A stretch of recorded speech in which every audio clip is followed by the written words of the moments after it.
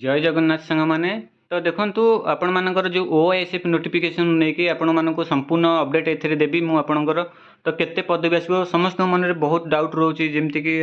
Officially आमर जो notice आसाला 6 something post अच्छी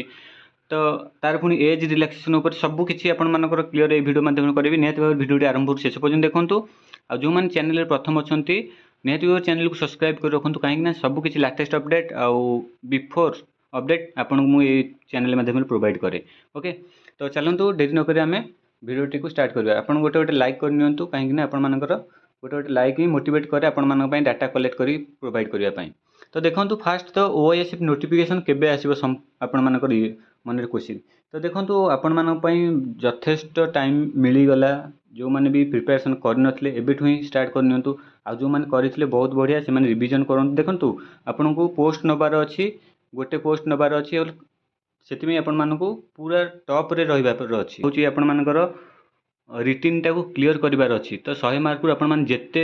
अधिक रखिपारे तो निहत भाव आपण मानकर सिलेक्शन संभावनाटा बढ़ीज तो से आपण मैंने रिटिन फोकस करूँ। तो आपण मानकर नोटिफिकेशन बहुत जल्दी आसो जमीक कि मुझे एवं आसबार अच्छी पूर्व वीडियो कही 40 दिन भितर ही आसबार ना तो से अनुसार आपण मान हाथ में आहरी भी कह गले प्रिपेरेसन जो एग्जाम टाइम टा आपण 3 मास मिल जाऊँगी कहले चले कहीं गोटे 1.5 मास पर आपण मानकर आसीबो ओएसएफ अगस्ट फास्ट वीक रे तो जुलाई लास्ट वीक ना अगस्ट फास्ट वीक यही भितर ही आपण मैंने निहाती भाव 100 to 200% देखापी पाइबे। तो से पर्यंत आपण मानकर देखो बहुत टाइम मिलला से पुणी आपण मानकर एग्जाम जहाँ होना कहीं 1.5 मास 2 मास रहिबो तो एतिकी सफिशिएंट जन जब स्टार्टिंग करिवो सफिशिएंट आपण मानक पई एतिकी समयटा तो निहाती भाव आपण मैंने सियोर हो रुहतु मो पाखे डेट अच्छी किंतु डेटा मेंशन करूनी एतिकी जानतु आपण मानकर जुलाई लास्ट ना अगस्ट फास्ट वीक भितर आपण मैंने ओएसएफ नोटिफिकेशन देखापी पाइबे 100%।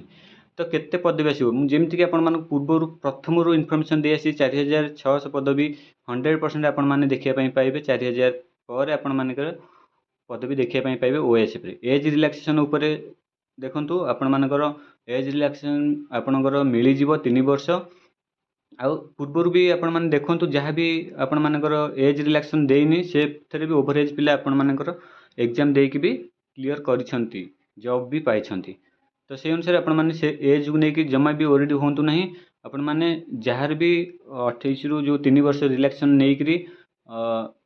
जेतिक रोचे आपण मानकर 3 वर्ष रिलैक्सेशन नेकी जेति बयस होची सेतिक रे ही आपण माने प्रिपरेशन करंतु आ अधिक आशा रखंतु बयस 3 वर्ष ही आशा रखंतु सेतिक ही जेतिक जार जो कैटेगरी से अनुसार जो बयस 3 वर्ष रिलैक्सेशन मिसेकरी जार होची से माने भल से प्रिपरेशन करंतु आउ बेसी समय नियंतु नहीं कहीं आप हाथ में 3 ରୁ 3.5 मास रोचे एग्जामटा। ओके से अनुसार आपण माने प्रिपरेशन हुंतु आउ भल से पूरा रिटिन की फोकस करंतु आउ फिजिकल तो निहाती भाव में आपण मानकर वर्षा आसीगले निहाती भाव में आपण सकाळ फिजिकल धीरे धीरे आरंभ करदेवे तो फिजिकल भी टॉप रोची आशा करुँची सबकि इनफर्मेशन जो 3टा इनफर्मेशन आपण मैंने निहाती भाव में बुझीपारे आउ भिडियोटी भल लगी निहाती भाव तो चैनल को सब्सक्राइब कर रखि था कहीं जहाँ भी अपडेट आसो आपण मानकर नॉन ऑफिशियली मुझे आपको प्रोवाइड करदेवी ये चैनल माध्यम।